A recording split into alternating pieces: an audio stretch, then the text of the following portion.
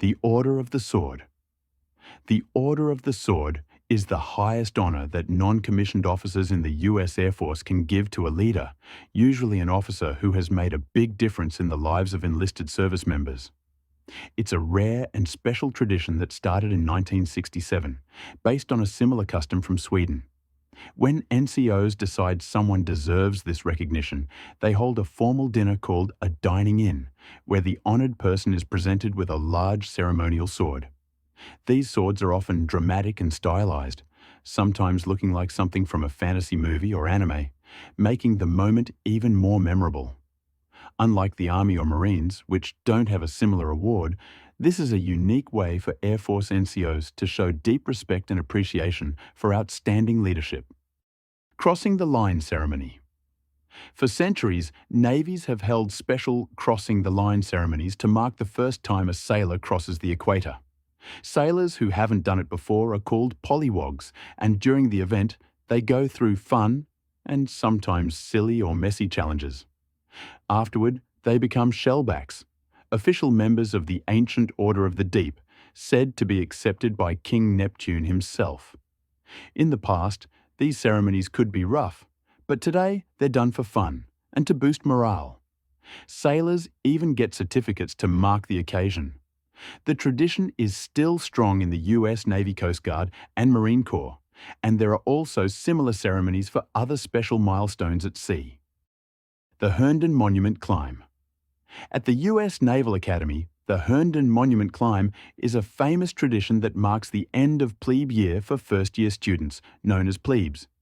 Each spring, the plebes work together to climb the tall stone monument and replace a white plebe hat on top with an upperclassman's cover.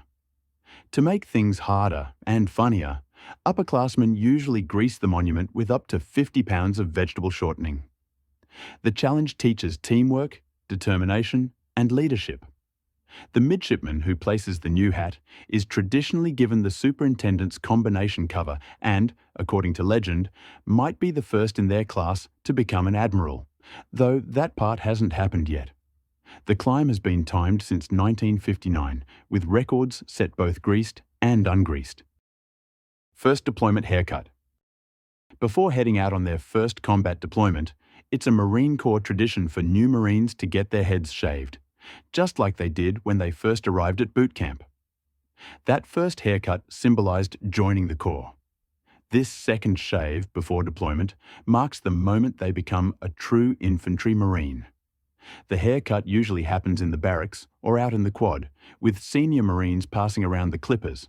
It's all in good fun, and the styles can get creative, like mohawks, reverse mohawks, or the classic balding guy look. While it's not required, skipping the tradition might mean missing out on the fun and bonding before deployment. Even junior officers sometimes join in. This light-hearted ritual is part of the pre-deployment celebrations, but since combat deployments have become less common, the tradition isn't seen as often today. Grog Bowl. The Grog Bowl is a messy military tradition found at formal events like dining-in ceremonies across the US Army, Navy, Marine Corps, and Air Force. The grog itself is a gross mix of drinks and random ingredients, sometimes including coffee, alcohol, hot sauce, old food, or even dirt and boots. Each grog is different and often reflects the unit's mission, location, or inside jokes.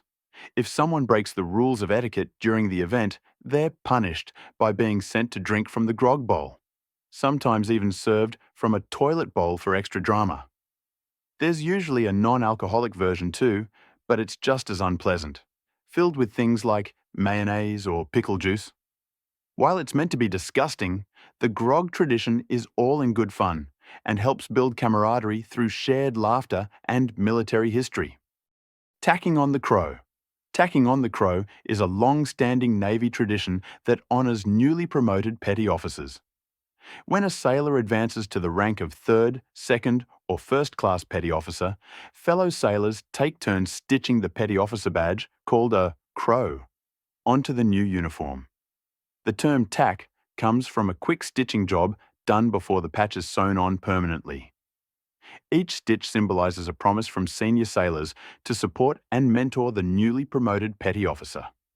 The tradition dates back to the days of the Royal Navy, when uniforms and rank insignia were hard to come by, so seasoned sailors would share parts of their own gear to welcome someone into the ranks.